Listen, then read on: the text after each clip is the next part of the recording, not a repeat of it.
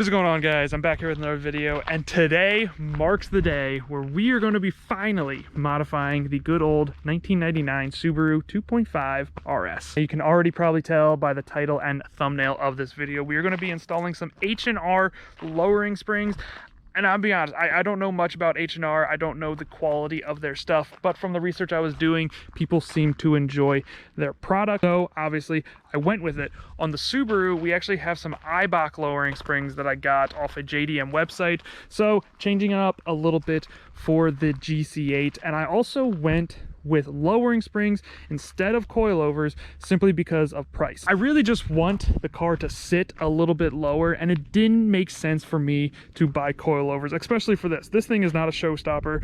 I'm not spending money, or I should say more money than I should on this car. So simply because of price, I went with lowering springs over coilovers. Let me tell you something, this thing needs to ride a little bit lower, because you can see I got a two finger-ish gap on this, but the back's really where it needs some loving. This back is quite horrendous. We got 4 fingers of just gappage right here. Hopefully the H&R lowering springs will do just fine. So without further ado, enough with the intro, let's head to the garage and get these lowering springs installed. I know I said we were going to head to the garage, but I have to get a quick before photo or video, whatever you want to call it, of the car before we install the lowering springs. So anyway, now let's head to the garage. All right, we're back here in the good old garage. I got my setup all laid out, sprawled nicely. We got left front, left rear, right rear in that order. These are going to be the struts that we're going to be putting in the GC8.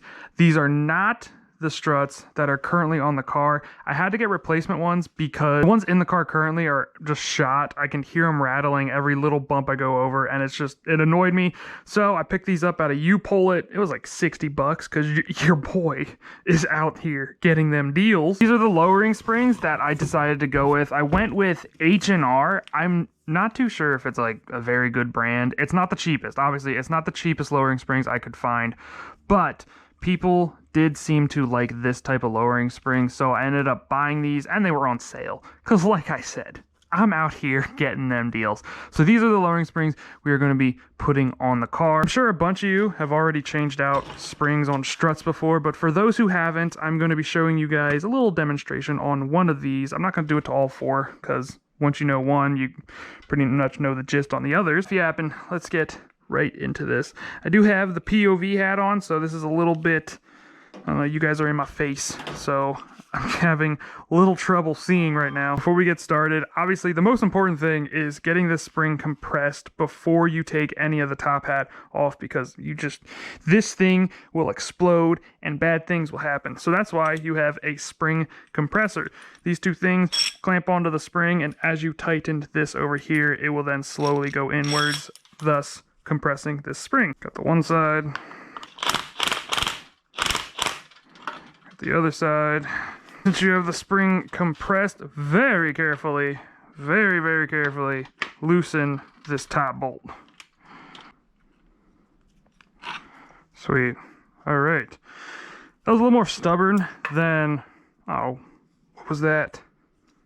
Oh, geez, I don't know where that came from. That was a little more stubborn than I thought. I thought I could get it off with an impact, but I did need to hold it down with obviously an Allen key, and then use this tool to then something like that. Just be cautious that an impact might not get it off the first time, but since this is all out, we then can slip this off, just like so, and then very carefully just redo the steps. Just like that. Now this was supposed to slip.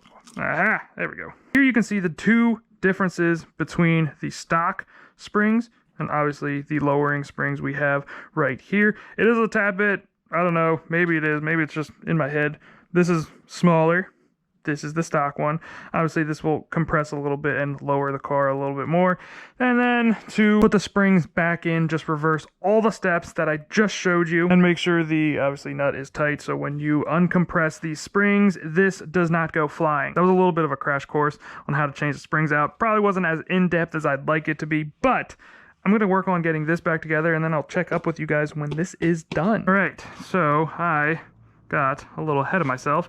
I finished up the 2 fronts. We have the 2 rear to do. I had to work on the floor because I had to put the strut in between my knees because I don't have a vise. So when we do the time lapse on the rear section, it's going to look a little weird because I am going to be on the ground. But fronts are done. That is good. Moving on to the rear section. So let's head on to the time lapse.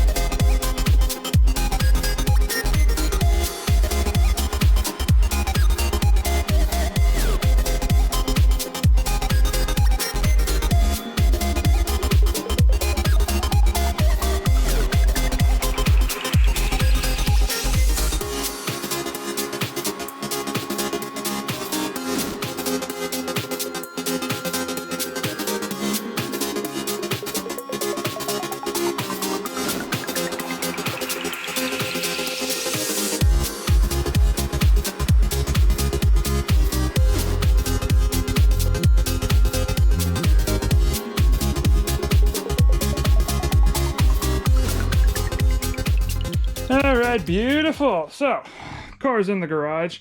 We're starting with the rear section of the vehicle just because I absolutely hate it. You have to take out all this section because then right up in here is where the top hat is on the rear struts. So, I don't know if I'm going to show you guys how to take off rear struts. I'm assuming you already do. It's just 2 bolts on the strut and then 3 on the top hat, and it's just very, very simple. So I'm not going to go through the trouble of showing you guys. I'm just going to get to work because I feel like I dragged this video out just a little bit too long. All right, I absolutely hate doing these rears, but the rear lowering springs are on, and we now have a 2-finger gap in the rear, and it was just these rear seats, it's just a pain. Oh, there I am. Rear seats are just, they're terrible to take out and put in, and I'm crammed back in there. Like I'm in there getting those top hat bolts. But nonetheless, these things are on. We gotta head on to the front, and I might just put you guys up for a nice little time lapse. So 3, 2, 1.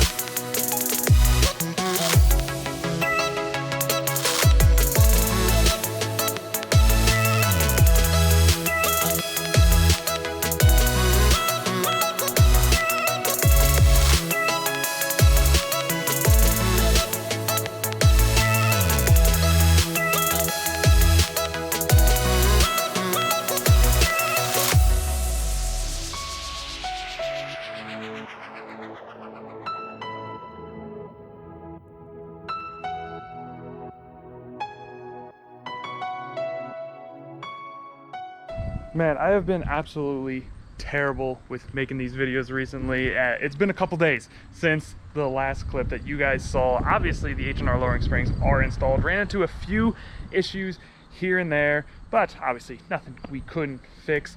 The car's in front of me currently. Obviously, I had to get here somehow, and not to make you guys wait any longer, here are the new H&R lowering springs on the RS. As you can see here, it might not be that big of a difference on camera currently, but if we get up closer, you guys know on the rears it was like a 4-finger gap. Now we are at pretty much a little less than a 2-finger gap on the rear, and the fronts were like a 2-finger gap, and we're pretty much, I mean, obviously we can go a little bit lower, but I am very, very happy with the fitment on this car currently. And the best thing about this is I do not rub one bit. I am very excited on that. The car does look a little bit better. The most important thing is it rides a whole lot better. The other struts were just absolutely shot, and I needed to get new ones regardless.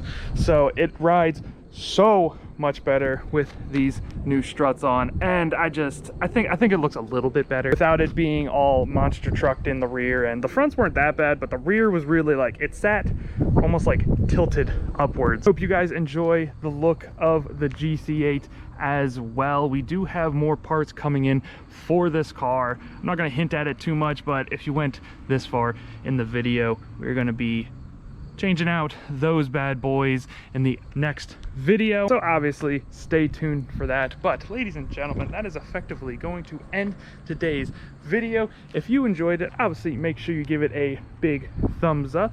If you're new to my channel, make sure you subscribe, and I'll see y'all in the next episode.